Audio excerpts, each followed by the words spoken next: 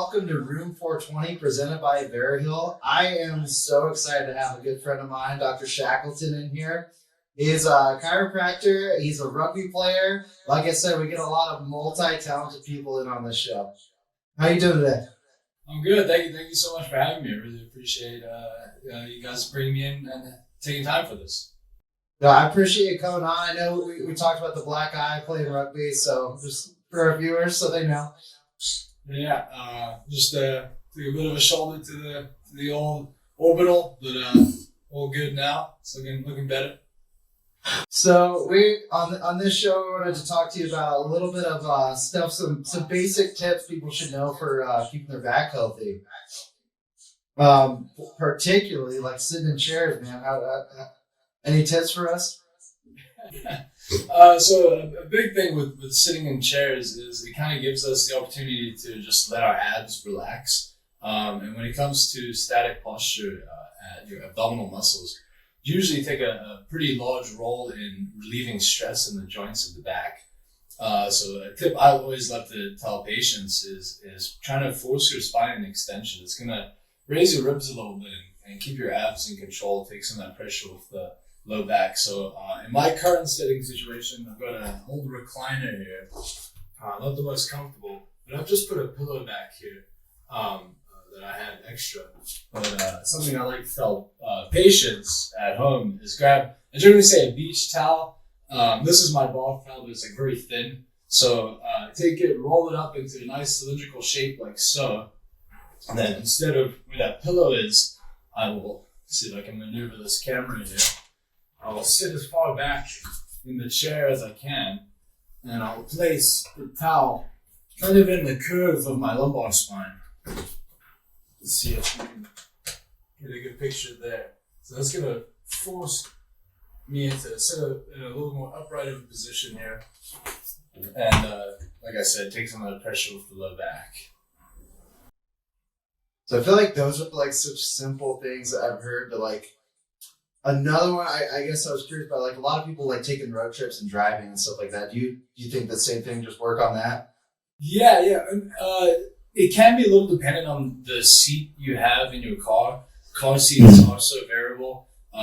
Generally with lower cars, if you're in a car that kind of hugs lower to the ground. Sorry, my cat. They tend to put you in a more backward position, right, just to make for more headroom. So for those, kind of pulling your chair upward a little bit, putting yourself into a little bit more flexion, and then straightening that low back, as opposed to trying to straighten that low back while you're leaning back in the car can make it a little uncomfortable. For a bigger vehicle, definitely the same towel trick works really well. And they do so towel trick is just a nice, cheap at home, easy solution. But they do sell rolls. You can buy them on Amazon. I think they're like $20, and you can kind of just strap them in to your car seat or desk chair, and it'll help with that. They're called the Denerle roll. I believe Denerle, if I spelled that correctly. We'll have to Google that after. We'll get the spelling bee going. Yeah. So I gotta ask, what type of cat you got? Got a cat? Yeah. 2 cats. I'm a crazy cat dad. I don't know if you remember old Earl from Augustana, college days. Yeah. Yeah, he unfortunately passed away, so I took in one of his cats, Elijah. He's not in the room right now. And then I got a female. He's a gray.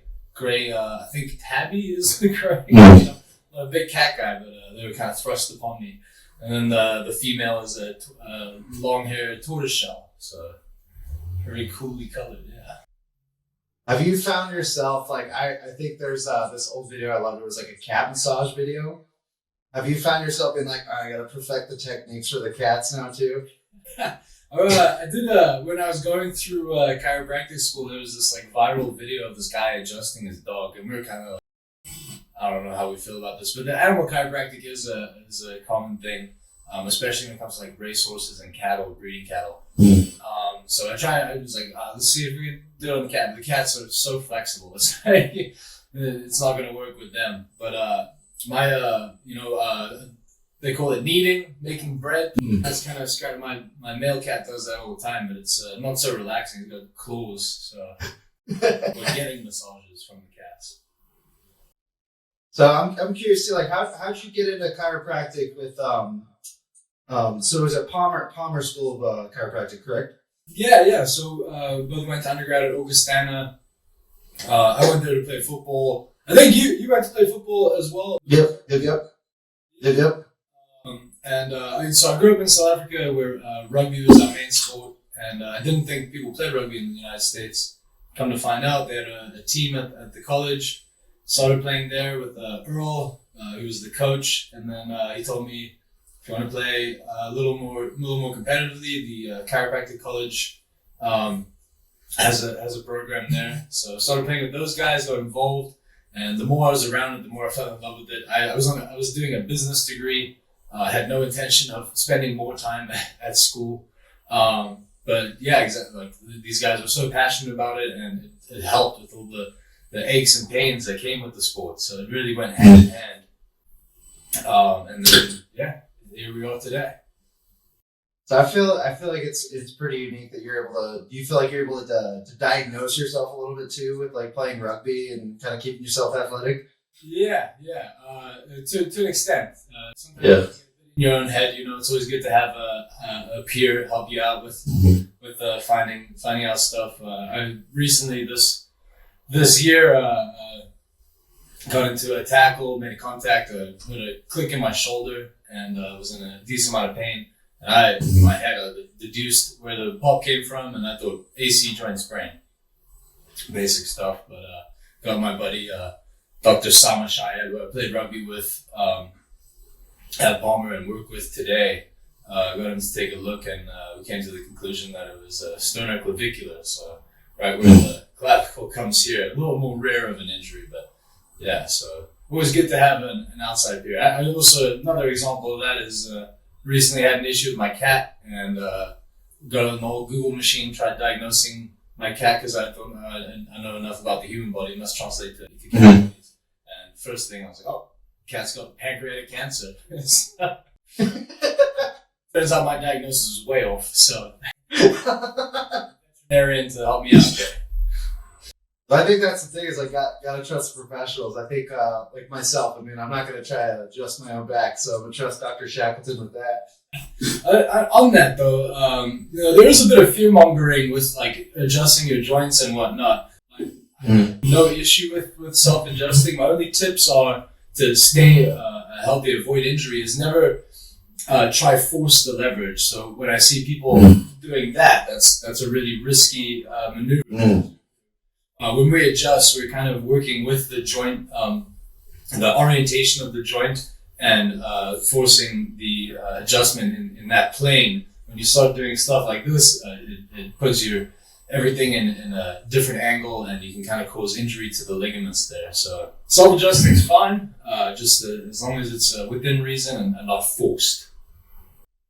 I feel like that's such a tough guy kind of move from the movies, Or like people just got that yeah. Yeah. It's like not real life. It's like the gun thing when they just go didn't know what he does that.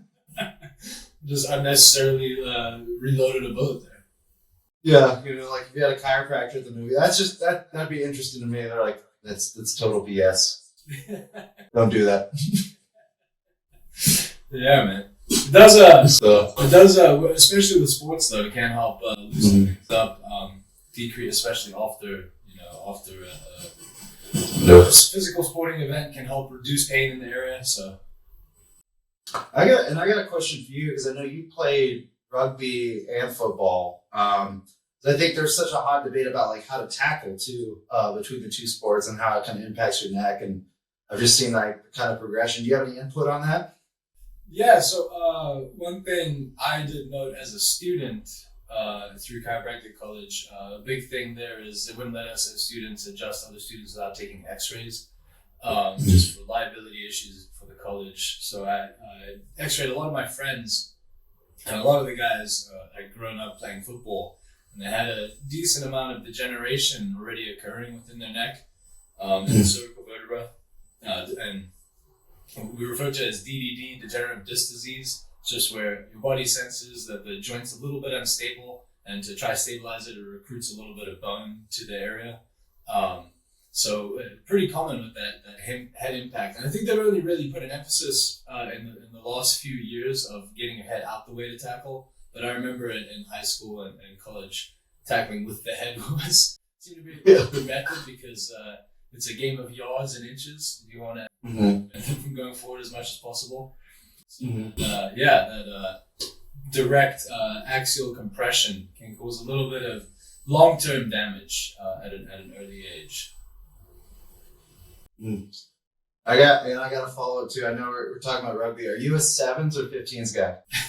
I'm currently doing 7s right now. Summer is a 7th season, but okay. I'm very slow, so 15s is my sport. As try as I may, I'm always the slowest player on the field. Just an absolute hammer, though. Tough to bring down. I got weak ankles for stability. What do you think has been I guess the biggest revelation you've had, like being, like you said, you've kind of looked at x-rays of past people, you've had all this, like, I guess, knowledge over the years, and you're still learning. Like, what do you think has been the biggest thing you've learned about being a chiropractor? Ooh. It's a tough one. I would say just initially in the program, we just go over anatomy, and then we start getting into the philosophy of chiropractic, and then start learning how to adjust. But and there's like very little emphasis on corrective exercise or therapeutic exercise. But realistically, if you want to maintain any sort of improvements that you experience, we can affect that joint as much as we want and really reduce the pain you experience. But as soon as you come off chiropractic for a little bit or stop receiving care, it kind of goes back into place, or you start feeling discomfort again. So driving home everything we do with exercise and getting muscles tonally to act and behave in the correct manner, right? So a lot of low back pain is just mostly people have they're not utilizing their abs or their glutes enough, so their pelvises are kind of a little rotated and causing a lot more pressure at the back of their of the joints of their spine. So if we can teach you exercise and strengthening your muscles, then that's where the long-term improvements come from. And I know we briefly touched you when I was texting you on the phone trying to get you in on this. You talked about does like cannabinoids and stuff like affect like your pain and movement, like if you're going into an adjustment? Yeah, I would say it doesn't really affect what we do, but just as a whole, when it comes to joint and muscle pain, there's so much research and showing the benefits of it. Not something that I regularly use for myself or even as a product. We don't really do a product like nutrition. A lot of chiropractic nutrition or some sort of cannabinoid sales, but we don't really use it. But I do know from research and then from friends who utilize those products that the benefits are incredible. So definitely something I'm a fan of. I think like I'm curious just as a consumer too. I'm like, I've gone and done yoga with it. I've gone and got a massage with it. I'm like, I've never gone to the chiropractor with it. I'm sure it'd be great. I don't know. I'm like trying to talk my office. I'm like, hey, give me let's get a video going. I'll do it. Pay for my chiropractor. Be a viral YouTube hit. So I think I watched maybe between chiropractic stuff where people are just getting popped and it's like ASMR, or that Dr. Pimple Popper dude. You guys are just therapy. The pimple popper is my weakness, man. It's amazing, dude. I'll spend hours watching that. The ASMR chiropractic videos, they're definitely what they're trying to do is working. Sometimes they're a little cringy, like sometimes I feel like that patient could be wearing slightly more clothes. But it's not always, I remember reading a blog from Barstool Sports about how chiropractic is the horniest profession. He can wear as many clothes as he likes when he comes to the office. I'll keep that in mind with my loincloth. I'll keep that in mind. You just have it in your back pocket in case you never know who you're going to go see. But Well, hey man, I appreciate you taking the time to talk to us. I'd love to have you back on there again. Where can people find you if they want to get adjusted? Absolutely. So I work out of South Tampa at Elevate Health Facilities. We're in Hyde Park Village. If not, you're more than welcome to follow me on Instagram at Dr. Shackleton. And it's just Dr. spelled out DOCTOR, Shackleton, SHACKLETON. And if you go to our website, elevatehealthfacilities.com, you can always book an appointment there. Awesome, man. Thank you so much for your time. I appreciate you. Brother, thanks so much for having me. It's like explosion. Back of the room with a drink in my hand and a blink, I demand you to cut the lights. Acting a fool, got a scheme and a plan, need green in the bag, I'm all up the price. Only in the city for a couple nights, posting for the video to up the likes. Don't be trying to hit me cause I ducked the right, I'm about to blow like dizzy with the trumpet pipes. Drunk all night, I'll take a Sprite, wait, let me get a whiskey just in case. Hit me with a strip tease.